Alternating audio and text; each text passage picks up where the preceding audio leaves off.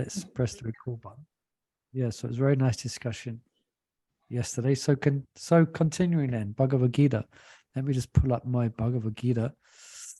Nama Om Vishnu Padaya Krishna Vistaya Bhutale Shimati Bhakti Vedanta Swamti Namane Namaste Sarasati Devi Gauravani Prachaline Nivasisha Sunyavadi Pushtatara Satarine Jai Sri Krishna Chaitanya Prabhu Nityananda Shri Advaita Gadadhar Shiva Sari Gaura Bhaktavinda Hare Krishna Krishna Krishna Hare Hare Hare Ram Ram Ram Hare Hare. Okay. Just looking. We might not have so many because they're doing garlands and services. Oh yeah, tomorrow is Ram Navami, isn't it? Yeah. We will still have the class tomorrow. Is that okay with you?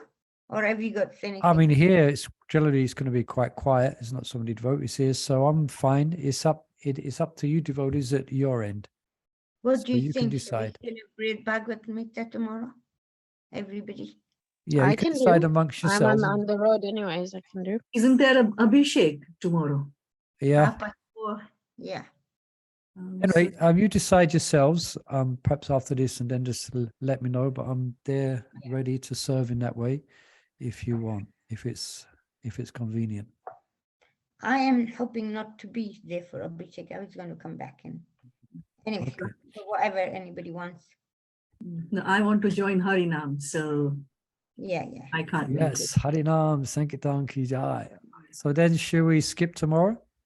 Yeah, I think we might skip it. Okay, let's skip tomorrow. We can all be absorbed in Lord Ram.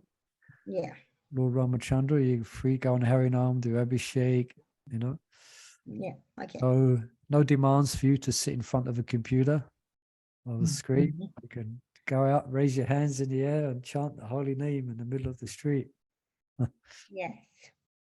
Okay, so let me just open the Bhagavad Gita here. We are on chapter 3.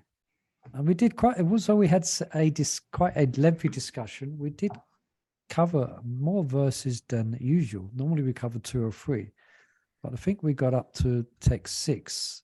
Let me just scroll back. Yeah, text 6 we're on. So we did 1 to 6. Yeah, so let's start there then, from text 6 of chapter 3. Did I say prayers to Prabhupada? No. Nama Om Vishnu Padaya Krishna Vistaya Bhutale Shimati Bhakti Vedanta Swamti Namane Namaste Sarasati Devi Gauravani Prachaline Nivasisha Sunyavadi Pushtatara Satarine Jai Sri Krishna Chaitanya Prabhu Nityananda Shri Advaita Gadadhar Shiva Sari Gaura Bhaktavinda Hare Krishna Krishna Krishna Hare Hare Hare Ram Ram Ram Hare Hare. Jai Srila Prabhupada ki jai. This is, let's remember, this is Srila Prabhupada's life and soul he gave to translating the Srimad Bhagavatam, Bhagavad Gita, and these purples are his ecstasies, as he said. So surely we should pray to him to be able to get some divine insight to help us in our spiritual life reading this. So Rajkashoma, you have your hand raised there. You have your golden hand raised. You can begin. Text 6. Okay. Text 6. Indriyani sanyamya asate manasasmaran indriyarthan vimudhatma mithyacarah sa uchyate. One who restrains the senses of action, but whose mind dwells on the sense objects, certainly deludes himself and is called a pretender. Purport. There are many pretenders who refuse to work in Krishna consciousness, but make a show of meditation, while actually dwelling within the mind upon the sense enjoyment. Such pretenders may also speak on dry philosophy in order to bluff sophisticated followers. But according to this verse, these are the greatest cheaters. For the sense enjoyment, one can act in any capacity of the social order. But if one follows the rules and regulations of his particular status, he can make a gradual process in purifying his existence. But he who makes a show of being a yogi while actually searching for the objects of sense gratification must be called a greatest cheater. even though he sometimes speaks of philosophy. His knowledge has no value because the effects of such a sinful man's knowledge are taken away by the illusory energy of the Lord. Such a pretender's mind is always impure, and therefore his show of yogic meditation has no value whatsoever. Okay, thank you. So, mithyacarah, someone who's a cheater, a pretender. Any comments or questions here? Okay. Unfortunately, this is not so uncommon, especially could we say in India, because the culture is that if someone is dressed in saffron, then they're given respect, they're given alms, etc., etc. So some cheaters use that as an excuse to live. They are not at all sadhus, not at all the classic, or not yogis. They're doing all types of nonsense, eating all types of things and having illicit relationships, etc., etc. So these persons are cheaters. Yeah, one is pretending. So there's an interesting comment here. Let me just read this. This is Gurujan's words. Nicely he explains. Krishna tells Arjuna that if work is renounced without acara, everyone knows what the word acara means? I know what it means, but I don't know how to say it. Like your adhikar, You're capable of saying it, yeah, or your something like that. Qualification, basically. qualification. That's Yeah, it. we all know. What's your Yeah, like qualification? adhikar, you know, in Gujarati, but you know, when it comes translated, Yeah. like Well, it says, what's the qualification? Another way to describe it, what's the requisite purity of heart? So if one takes the renounced order, but they don't have the adhikar, naturally, their mind's going to still be attached to the sense objects. Yeah. Why? Because his heart's not pure. So Gurujan goes on to explain that they think that they are thinking himself a renunciate. I think Prabhupada calls this also monkey renunciation. You know, the monkeys seem very renounced. They live in a tree. They don't wear clothes. Yeah. But they have many, you know, we won't mention what they get up to, but they're very expert at, yeah, they don't follow in regulative principles. Let's say that. And so Prabhupada, yeah, so monkey renunciation. Yeah. So he mentions here the Sanskrit word for false, it's actually a false actor. So Mithya means false. And acharya, interesting, one is acharya according to their activities. So acharya means activity.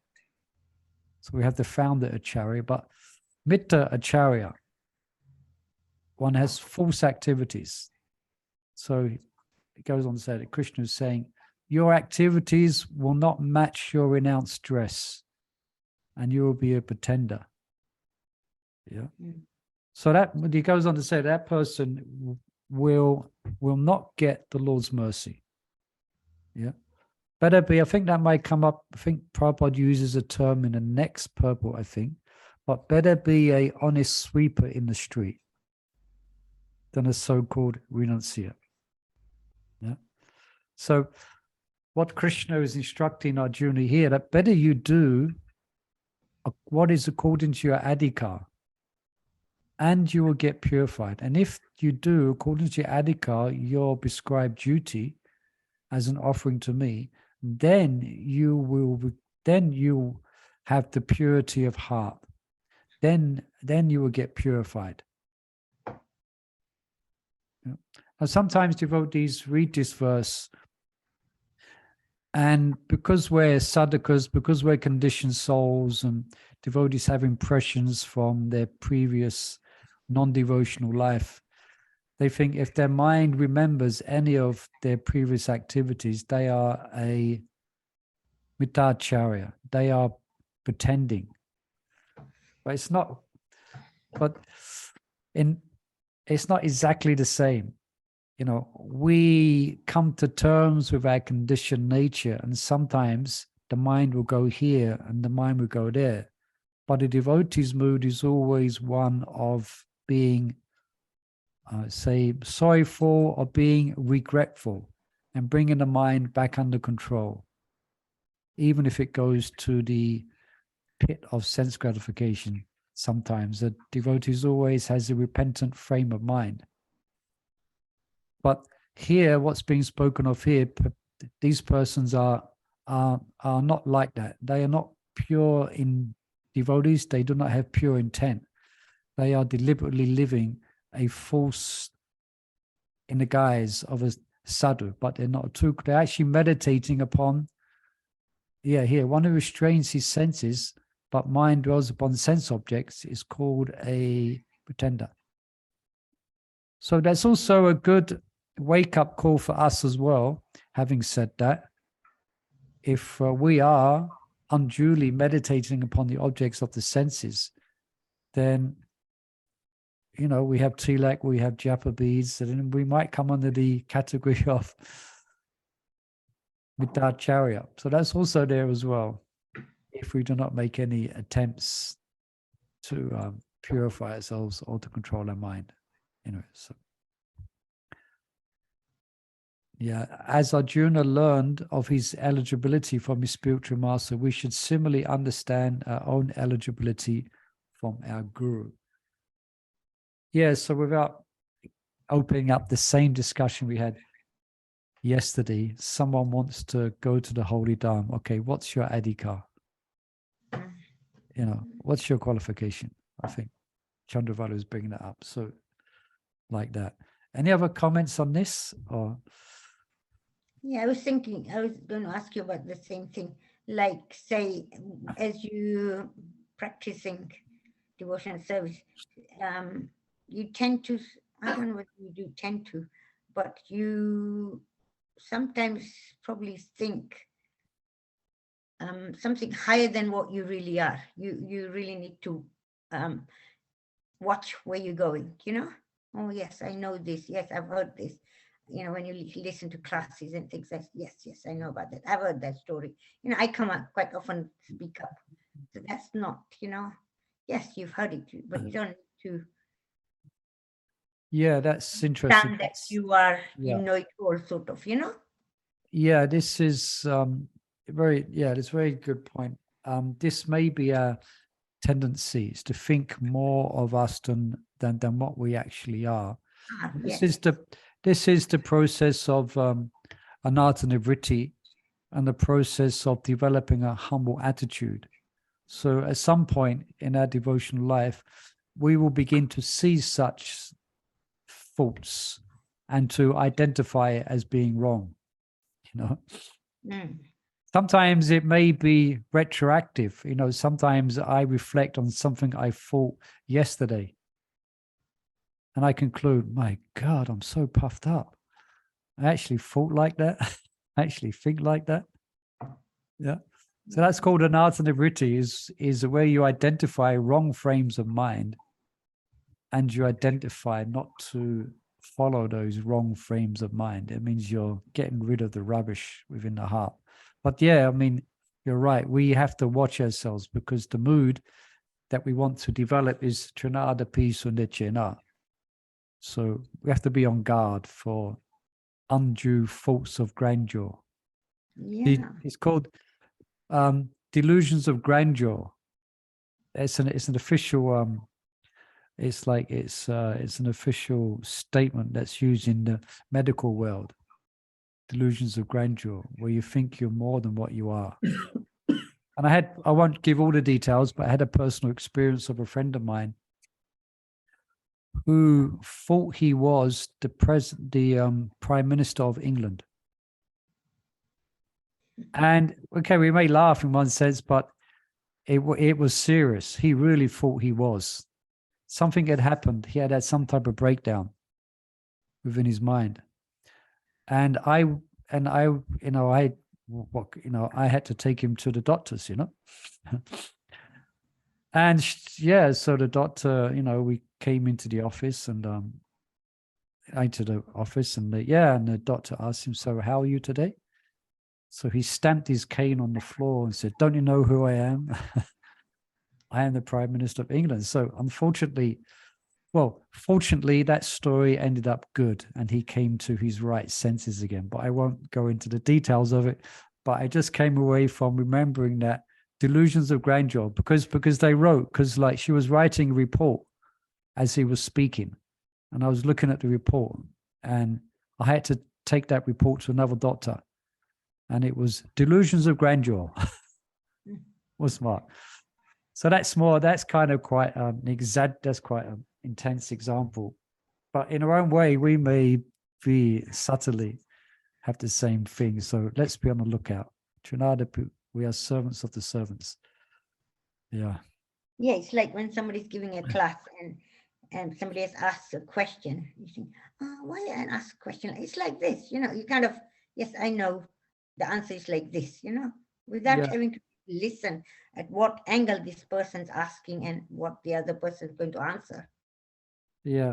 So, why you ask a question like that, Yeah, so we can keep safe. Like if we have a healthy practice of hearing and chanting, then and we're associating devotees, then we can identify such things. Otherwise, if we don't associate much with devotees and we're not hearing and chanting, then we will identify with it, and we won't have the objective analysis to understand this is not right. Like that. Any other questions or comments on this? Another thing I was going to ask you, say cooking or dressing or whatever, and someone's done good dressing and you want to learn to do it, but you don't have chance to do it, but you then think, okay, I am going to do it. So then what is that? In what mood is it? Our mood, like, am I being, like the mood is that you want to do it for Krishna, so you really want to practice nicely. Or is it because it's our ego comes in? How do you work that out? Perhaps I'll open it up for others to perhaps. I just want to fit, because sometimes you dress and sometimes you cook and you think, yes, okay, you practice or you cook I suppose you shouldn't practice on Krishna anyway, but just want to understand that mood. Is my ego making me do that, or do I really want to do for Krishna? Right. So anybody out there can perhaps give us some insight into this. Is this Chandravali's false ego? Yes. Or is it a bona fide good disposition of mind?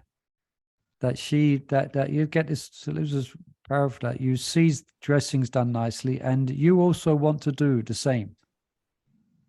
Is that what you're saying? Mm-hmm. Yeah. Not me as a person, but anybody. Like you want to imitate, or you also want to be just like them and do like that. Dress nicely. Oh, well, I can do it. That looks nice. Let me do it like that. And it doesn't come out good. So how do you realize yourself? Is this my ego? Is this what I want to do for Krishna? Am I not listening? What is it? What's made me do that? Yeah. Anybody out there can offer some suggestions or thoughts on this? It's a thing that we can work with ourselves, and we can understand we do behave like that. Yeah. You have to give other people a chance to answer. Now you're answering. Yeah, but it would be an innocent desire to please the Lord by seeing someone else do it nicely. They want to do it.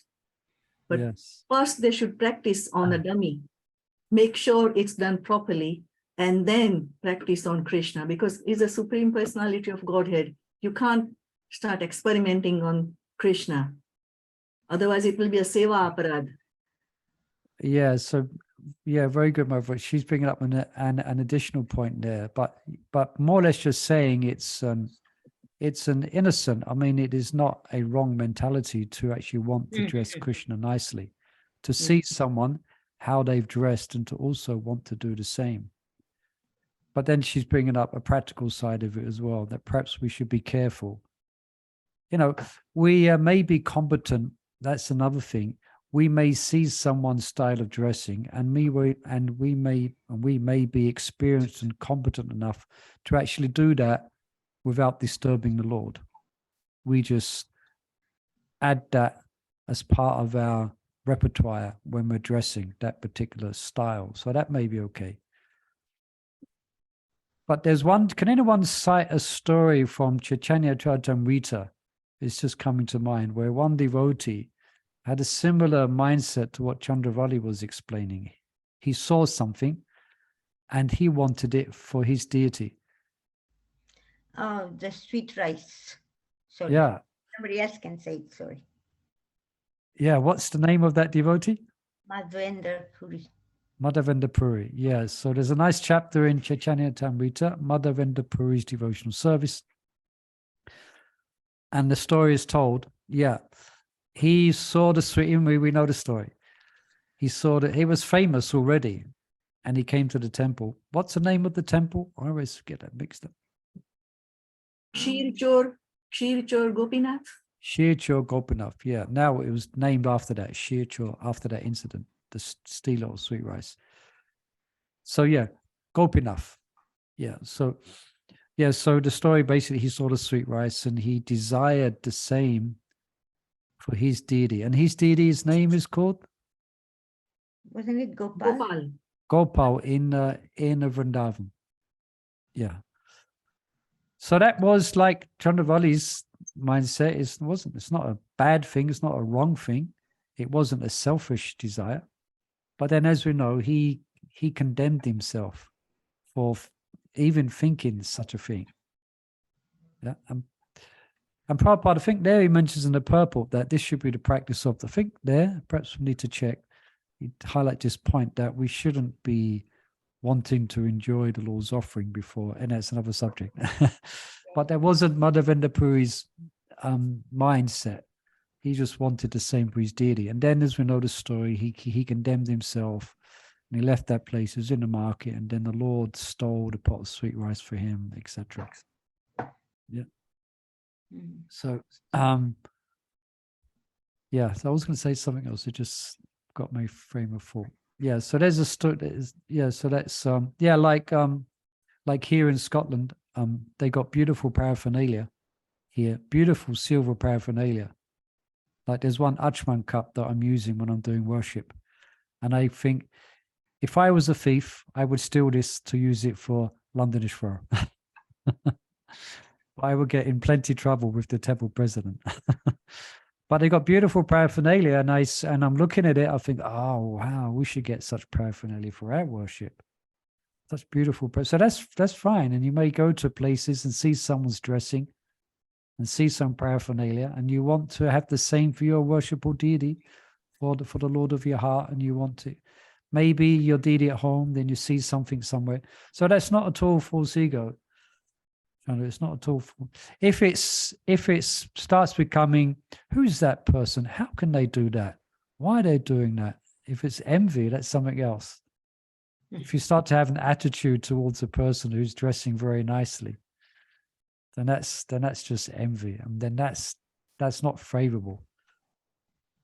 But if you're naturally happy for them to be dressing so nicely, and you can also incorporate that into dressing your deity, either at home or in one of the Avanti schools, one of you Bajaris in the Avanti schools. Is that okay, Mother Chandra, or anybody else would like to offer some comments on this? Yeah, I just wanted to understand the mood, what mood to be doing these things. Thanks. Yeah, Not for me, but what that person's mood is. I wanted to understand that. Instead of saying, oh, she did that, I wanted to understand the mood, why anybody would do anything, So then it helps me as well in my mood. Yeah, I mean, it's good. I mean, it's a good frame of mind to be alive when you're taking darshan of temples throughout the world and you see, oh, wow, that's nice. Let me do this for my Lord. It's nice, Yeah, that's called a devotional sentiment. So we should accept what is favorable and reject what is unfavorable. So can we say that's a favorable frame of mind? All those who vote yes, raise your hand. There's only 3 cameras on. There's only 2 cameras. I'm sure you're all raising your hand. Yeah. All right. Thanks. Anything else on this? Okay, now the next verse is a counter then. So this is on verse 7.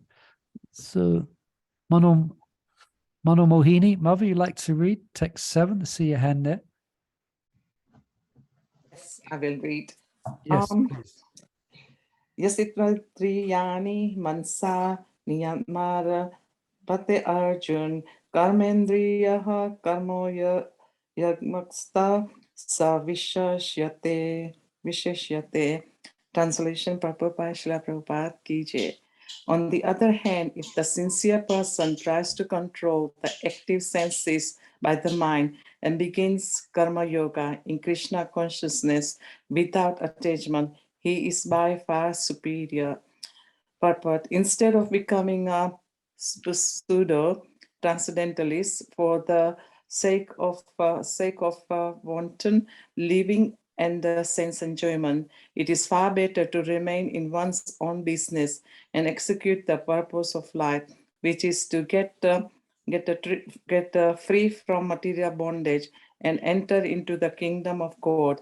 The prime swartha gati, or goal of self-interest, is to reach Vishnu. The whole institution of Varna and Ashrama is designed to help us reach this goal of life. A householder can also reach this destination by regulated service in Krishna consciousness. For self-realization, one can live a controlled life as prescribed in the Shastras and continuing carrying out his business without attachment, and in that way make progress. A sincere person who follows this method is far better situated than the false pretender who adopts show bottle spiritualism to cheat the innocent public. A sincere sweeper in the street is far better than the charlatan meditator who meditates only for the sake of making a living. Yes, very nice. Thank you. Any observations or questions here or reflections?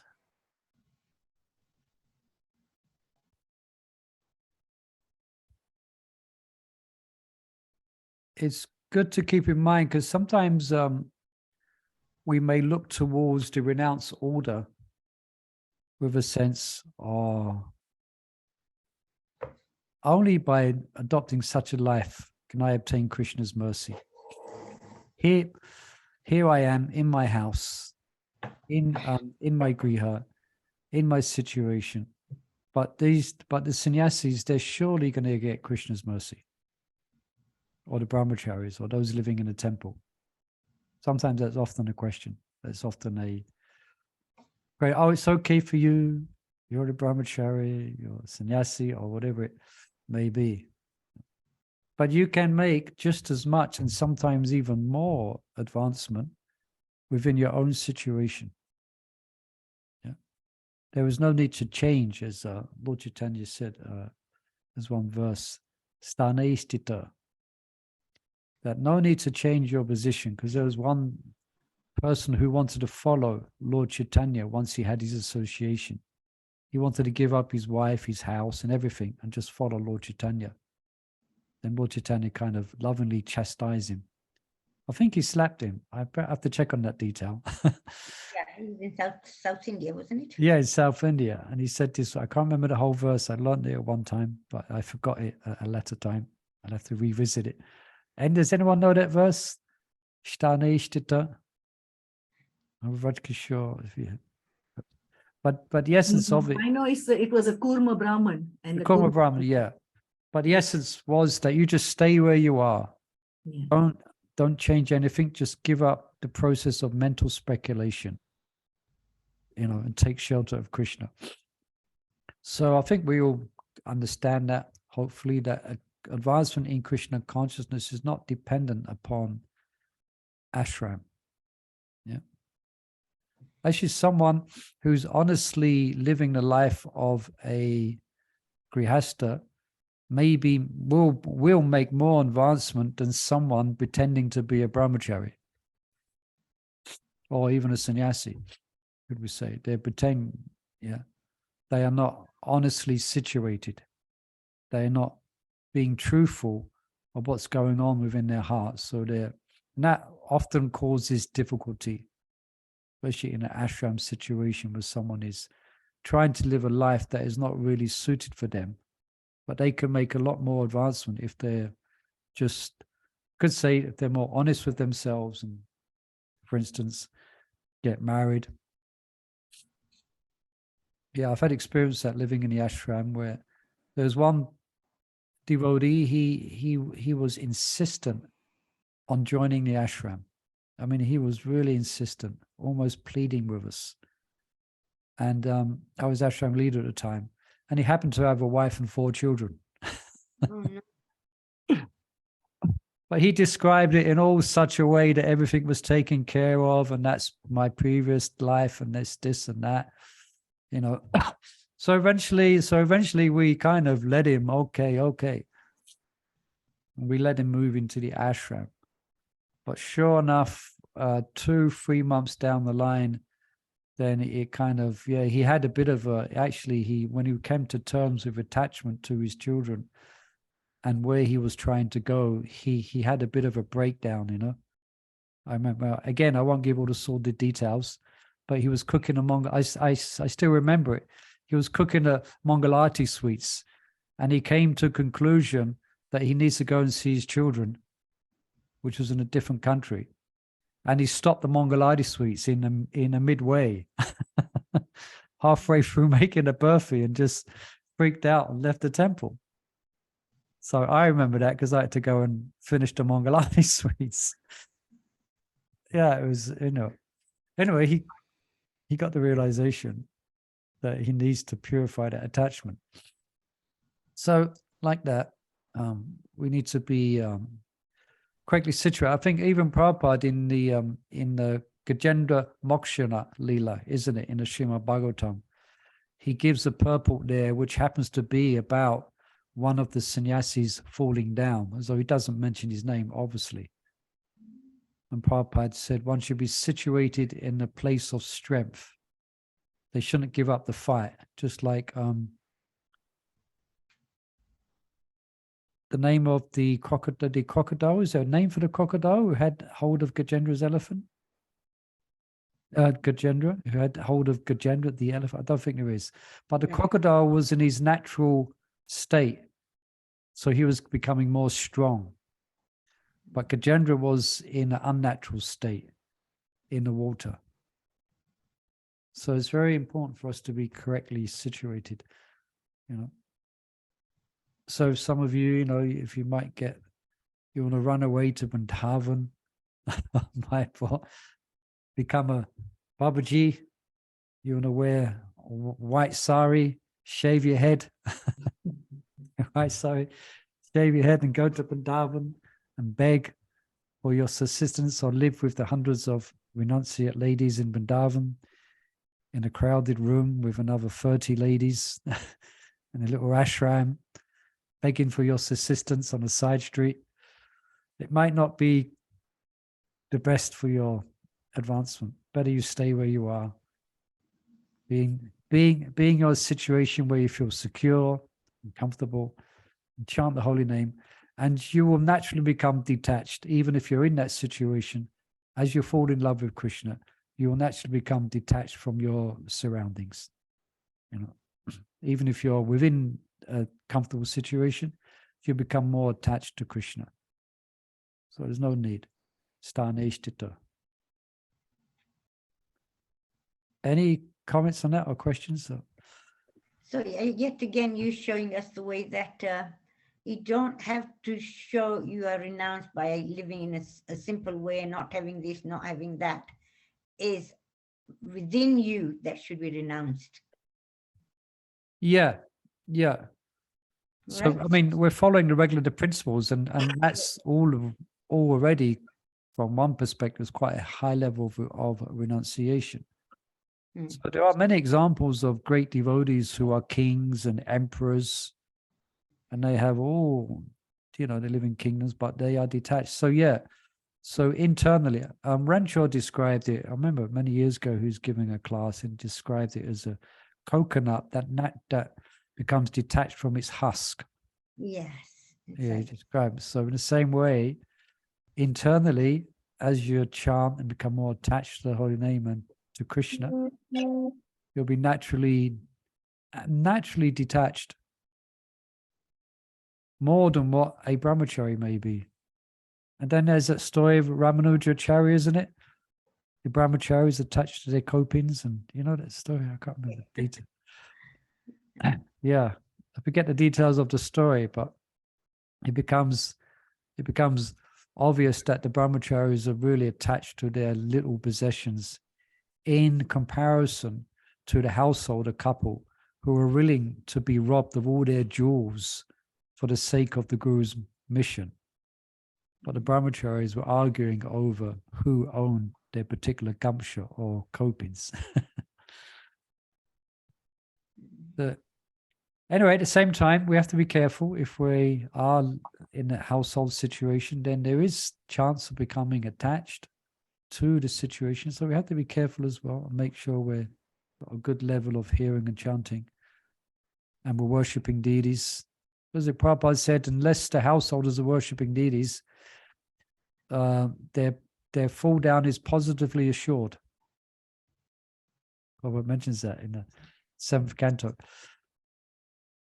What was Yes. that? If the householders are Not engaged in worshipping the deity, then their fall down is Oh, positively assured. yes. That means you have some deity at home, that's the whole subject. All right. Mhm. I'm going on a bit here, but any other questions or comments? So let's see any golden hands there. No, it's me, but it's which one is it though?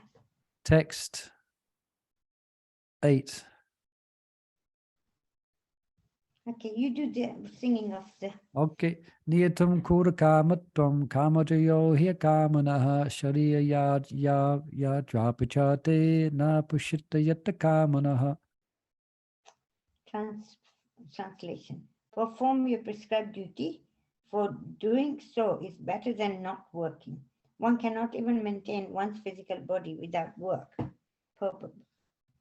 There are many pseudo-meditators who misrepresent themselves as belonging to high parentage, and great professional men who falsely pose that they have sacrificed everything for the sake of advancement in spiritual life. Lord Krishna did not want Arjuna to become a pretender. Rather, the Lord desired that Arjuna performs his prescribed duties as set forth for Kshatriyas. Arjuna was a householder and a military general, and therefore it was better for him to remain as such and perform his religious duties as prescribed for the householder Kshatriya. Such activities gradually cleanse the heart of a mundane man and free him from material contamination.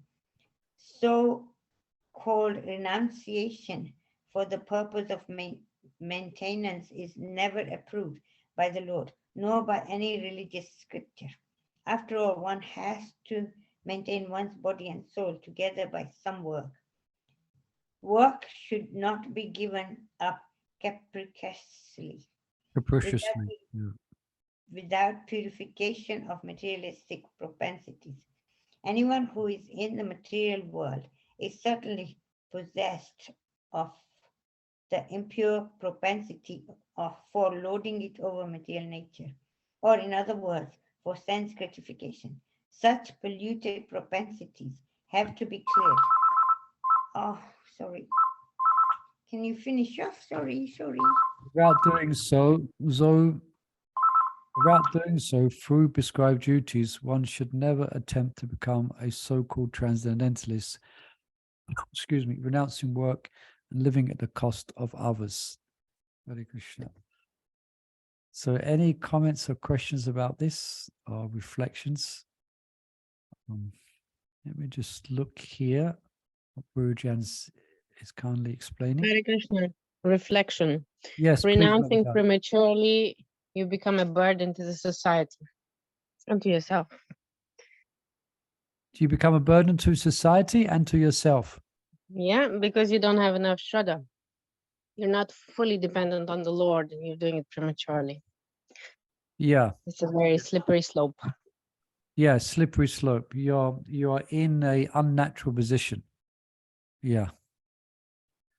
So yeah, work should not be given up. I mean, not be given up capriciously. So that also means that there may be some circumstances and some time when work should be given up. Yeah. But it should not be done capriciously, as Prabhupada mentions, without purification of heart. Yeah. Yeah. There's something else I was going to say, but it just escaped my mind. Yeah, let's read. Lord Krishna did not want Arjuna to become a pretender. Rather, the Lord desired that Arjuna perform his prescribed duties set forth for Kshatriyas. Yeah. So, yeah, actually, it's through duty. Yeah, that was the point I was going to make. Is that through duty that that you get purified. Why is that? Because duty sometimes can be painful. Anyone experience that where you're duty bound to do something, but you just don't want to do it? But because of your position, either a mother or whatever it is, you're duty bound according to your situation. You're duty bound. And yeah, sometimes I get, sometimes I tend to function or something, or when I'm, because of my, position, say head pujari or a pujari, was head pujari or a pujari, then I'd rather not go. I'd rather just stay back and read Bhagavatam. But I'm duty bound to go to some function, duty bound. So we go, and we shouldn't give up duty if it's difficult, because that is the mode of passion. So that's what Arjuna wants to do. It's obvious what his duty is. I mean, it doesn't take much to work out. I mean, he's sitting on a chariot, he's got swords and weapons, and he's facing an enemy. It's quite clear in one sense what his duty is. But he wants to renege his duty. And somehow he's justifying it through Sastra. But actually, he should do his duty, and from that he will get purified. So duty is quite spoken of a lot in Bhagavad Gita, and also in the Mahabharata in general, because from duty comes, that's life. There's things that are laid down for us to actually do. And that's why, if we're not doing our duties, that's when life becomes more complicated. If we have a duty, an obvious duty to our family or even to society, then life can become very complicated. Like we're duty bound to pay taxes. But if you somehow or think you're not going to pay taxes, okay, that's when your life starts to get really complicated.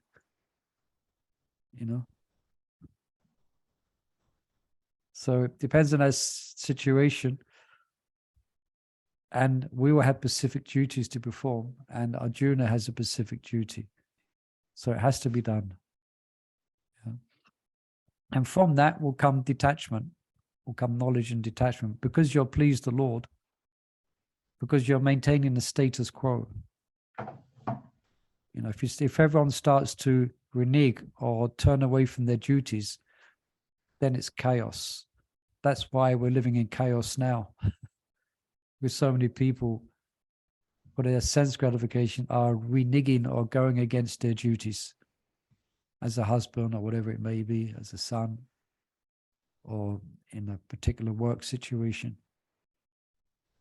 Any further comments on this?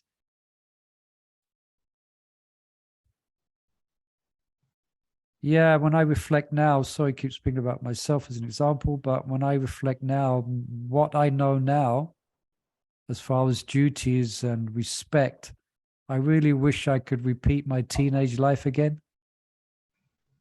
and actually be respectful and do my duties as a son. But because I had bad association, it was a very troubled time for me, my parents, and it's the same for people brought up in the West. You know, often sometimes I reflect that, oh, actually, I shouldn't desire that too much. Krishna might probably be back in it again. I'm planning not to be back in that again, but so that way, you know, people don't know. People don't know actually. When if a husband so-called leaves a forlorn wife, you know, out of, you know, whatever reason, he has a responsibility, then that cloud, there will be a cloud of dread, a cloud of sin will cover that person for the rest of their life. They will never be able to be truly happy or peaceful.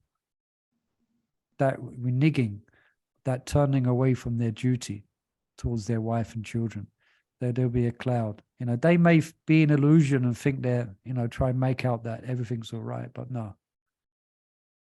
As if you go against the universal laws of justice, then you have to suffer. Anyway, painting quite a bleak picture here of the material world. But that's it. That's what people do. They just renege their duties, renege their vows. You know, renege means go against. And they think they're living yeah, I can do what I want. No, you can't do what you want. If you don't do what Krishna has prescribed for you to do, devotee or non-devotee, you will have to suffer the consequences. Sorry, I'm going on a bit. That's why often I observe in India where, well, not all, but a lot of people work quite hard to maintain their duties to their family, isn't it? Mhm. Despite the difficulties. And they have a natural freedom and sense of kind of purity about them for actually doing that, you know? Although they go through hell to do it, to maintain. Yeah.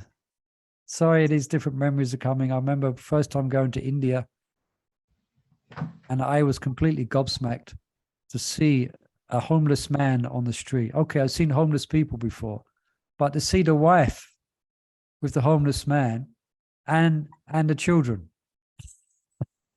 I never see where the wife didn't abandon her husband, even if he had no money. She lives homeless with him, you know. You're not going to see that. You're not going to, I don't think you're going to see that much in the West, you know. If a husband doesn't come up to the mark, doesn't bring in the money, then that's it. Forget you. I'm gone. But in India, in Vaishnava, in say Vedic culture, no, it's a lot different. Anyway, any comments on this? Any? I was thinking about Vedic, you know, how Dhritarashtra is blind and his wife Gandhari puts a band around her eyes as well. Yeah, So, yeah, how cultured they are, how surrendered they yeah, are to yeah. husbands, you know. And she wasn't peeking out when he wasn't looking. No, well, yeah, she just had to Yeah, stand. she took that vow. She became very, very powerful. Yeah. She's celebrated as one of the most, an example of chastity. Yeah, so you can become powerful by following one's duty. And how Prabhupada in his purports, like lectures, how he explains like a 6-7-year-old girl is married to 10-11-year-old boy. They get married, but they live separately at the parents' houses. And how every time the boy comes, the girl has to go and, you know, and how eventually she will just go and live with him. Just like that. Can you imagine anything like that now? Yeah, I mean, it's a touchy subject when you hear about when you've like getting married at such a young age. When Now, those days it was natural, wasn't it? Yeah, it's very they're very, what's the word? Like in our days. Yeah, Isn't that right, West Kishori? Whoever they pick, you get married and that's it. You know, you know, you live. I remember my mother said when I got married, she said to me, now you don't come back home. This is not your home now. Mhm. no matter what happens, you stay there and you have to tolerate, live, whatever. I remember her telling me that. Yeah. We were told, this is the boy, Yeah, we were told you that. sit down and take the wedding vows. End of story. And you do not come back. You have to stay there, whatever happens. Yes, and we did. I think most of the mothers did at that time. Most of the mom told their daughters not to come back. Yeah. This is not your home anymore. Yeah. Wow. My That's- sister-in-law, she Yeah. was married to someone who was really always fighting and arguing with everyone. And she said, sent a message one, Dad, can you come and collect me? I can't live with this man. Mhm. So my father-in-law sent a message back. But there are quite a few wells around the village. Jump into one of them. Yeah. End of story. That was it. You Yeah. cannot come back. Yeah, that's true. That is true. Yeah. She didn't. She stayed with him and she Yeah. looked after him. But when he passed away, it was, oh, well, okay. You've I've done done your my duty. duty as a wife. And she was not attached to him at all. Yeah. So, Lots of young wife did jump in a well. They used to jump in a Oh, really? well. Yes.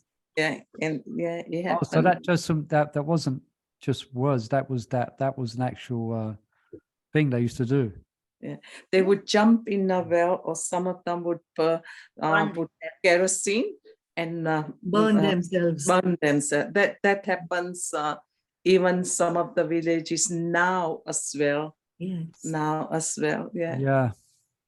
Yeah. It's kind of, I don't think it's interesting, but it's a shame that we see the Western type of ethic or the Western type of values are gradually eating away, but these values which are there, and there's lots of propaganda against this type of thing. It's backward and prehistoric. No doubt, there is some instances where this culture is abused and it should be corrected. I don't know why, but I think Prabhupada brought up about that sati rights, isn't it? Yeah. Yeah. Yeah. Something like About that. There came a time when the wife wasn't in favor of it and was forced to. Yeah, so Prabhupada, Prabhupada agreed, and it was the British who actually stopped it. We have plans for tomorrow. That's I need to mute someone. Hare Krishna. Hare Krishna. Yeah, so you can see it. It's not subtle actually. You can see, the news, sometimes the way that the Western type of news, or say the BBC, portray certain things in India. You can see that it's just propaganda. They just don't understand the deep ethical culture, And even now, when I was in Mayapur, then sometimes I check out the news and it comes up, because the computer works out that I'm in Mayapur. It sends me news items. I check out once a week or something. It checks news items which are about India, and it highlights the horror of young children marrying at 12 years old. And it's presented as being a horrific thing that no one should ever do. And now there's movements in India to stop that happening at all costs.